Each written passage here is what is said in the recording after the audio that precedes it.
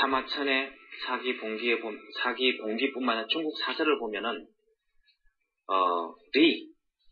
구리 할 때 리는 동이 나라 이름이다. 그 다음에 구리의 임금은 치우다. 치우는 옛날 천자다. 그리고 삼묘족이 제 강의 형주에 살았다. 강은 양자강을 얘기하는 거고 회는 회수를 얘기하는 거고 형주는 후남성 형문유역을 얘기하는 겁니다. 거기에 삼묘족이 살았는데 중국의 예기라는 사설을 보면은 묘족은 구리의 후예다. 묘구리지우 구리위 묘민선조. 구리는 묘민의 선조다. 구리와 묘는 뗄래야 뗄 수가 없는 관계예요. 그러니까 이 사서들을 종합하면은 구리의 후예가 묘민이고 구리는 묘민의 선조로 하였는데, 즉 동이 구리국의 백성이 묘민이라는 얘기입니다. 근데 이 묘족이 중국 소수민족이 서울에 가면은 대학로에 민속공연을 많이 옵니다. 98년도인가 제가 모시고 있는 그 오재성 선생님이 대학로에 묘족 소수민족 중국 소수민족에 와서 전통 공연을 한다는 것을 알고 거리 공연을 하는데 딱 왔길래 글자로 써서 야 너들 조상이 누구야 이러니까 이구동성으로 치웁니다라고. 근데 그 묘족은 자기들 치우가 우리 동이족과 연관이 있다는 것을 몰라요. 왜? 우리 규원사화나 한단고기에 나오는 민족 사설을 자기들은 가지고 있지 않기 때문에 단 우리 시조가 치우라는 것만 알고 있는 거예요. 근데 그 사람들이 이제 치우천왕이 동이족 배달국 시대의 14대 한웅이라는 것을 이제야 합니다. 지도상에 볼까요? 자, 치우천자의 무덤이 있는 게 산동성 동평. 근데 삼묘제 강해 형주 양자강과 해수와 호남성 형주가 있는 이 요역에 살았다. 그러니까 치우천자가 다스리고 있는 강령 내에 살았던 민족이라는 얘기입니다. 근데 이 삼묘족이 지금 어디 가 있는지 아세요? 바로 호남성 제일 끝에 이 평지가 끝나는 부분에 묘족 자치구가 있습니다. 지금 남아있는 묘족이 1995년도 중국 현지 통계로 500만 명 거주하고 있어요. 묘족이. 근데 그 다음 사진을 한번 보실래요?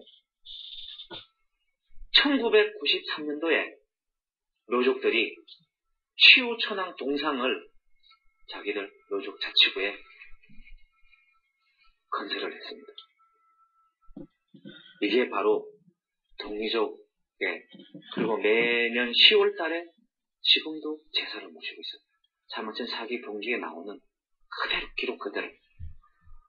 이 묘족 자치구에 있는 묘족들이 바로 우리와 가장 가까운 피를 나누고 있는 민족일지도 모릅니다.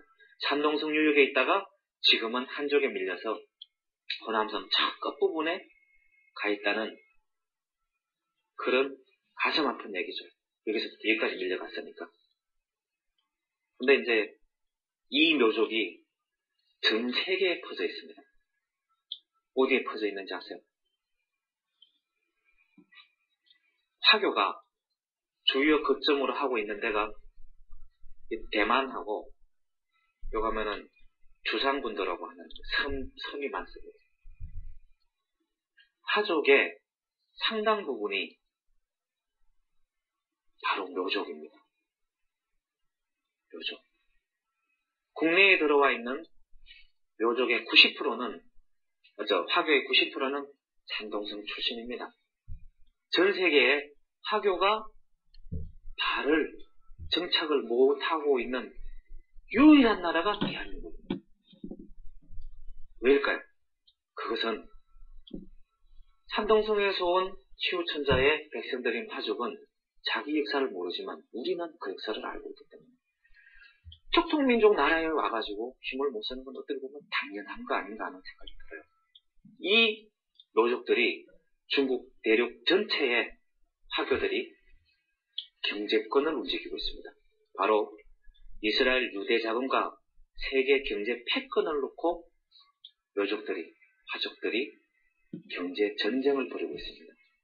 거기에 상당 부분이 묘족이라는 사실. 나중에 꼭 확인해 보십시오. 여기하고 티벳하고 대한민국은 나중에 언젠가는 민족 동질성을 회복하는 데가 올 겁니다.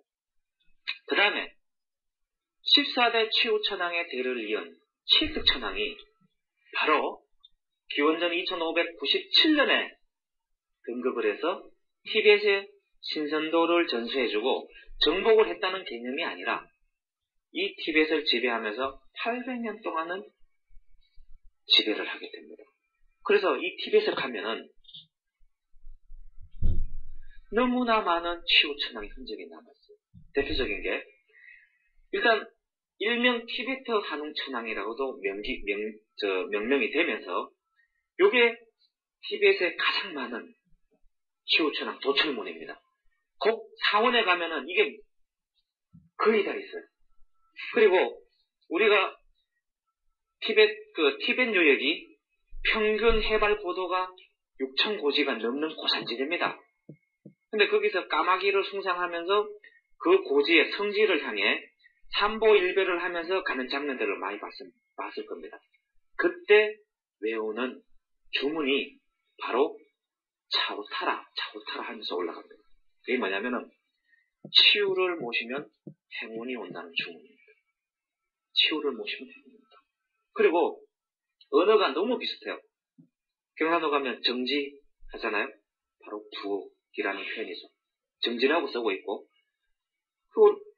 우리는 변소라고 하는데 그것은 통시라고 표현. 경상도 가면 통시라고 하거든요. 그 다음에 우리는 밥 먹은 나는 그거 똑같습니다. 밥 먹은 나 이렇게 표현하고, 그 다음에 할아버지, 할배, 할머니, 할매 맛있다, 맛이다. 이거 외에도 유사한 게 너무나 많다는 거죠. 그리고 가슴 아픈 얘기지만은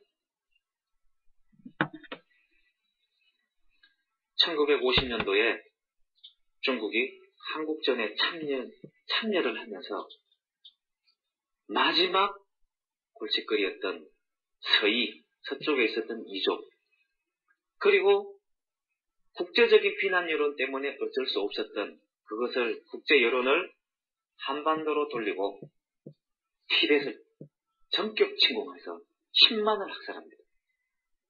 그때 동의의 흔적을 가지고 있던 마지막 본류를 가지고 있던 티벳이 중국 예속하에 들어가게 됩니다. 그래서 달라이라마가 탈출을 하게 되죠.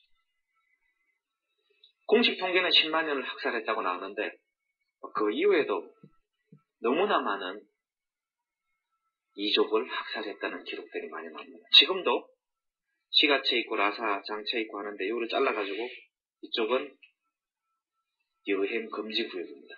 지금도 중국에서 감추고 있어요.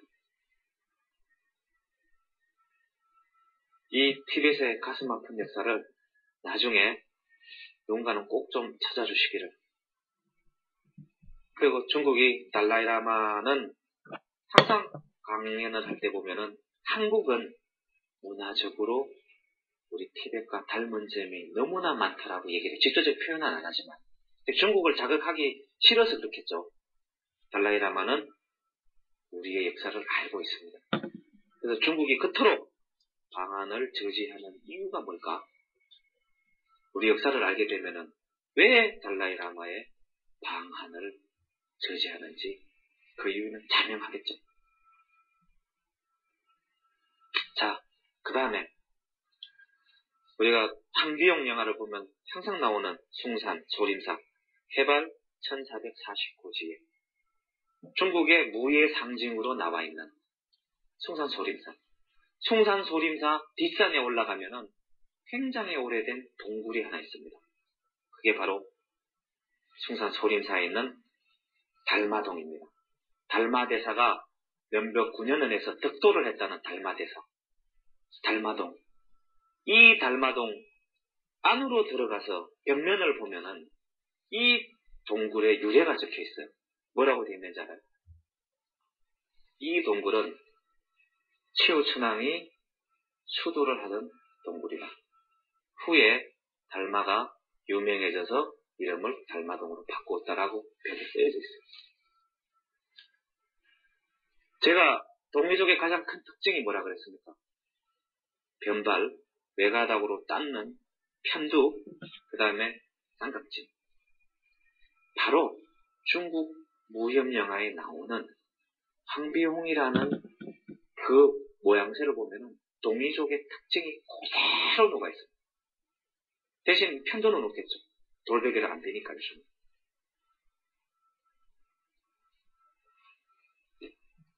어떻게 해석해야 될 것 같습니까? 자, 여기 숭산에서 조금 떨어진 이 화북평원에 산지가 끝난 조금 나온 지역에 여기가 회양, 진류라는 지역입니다.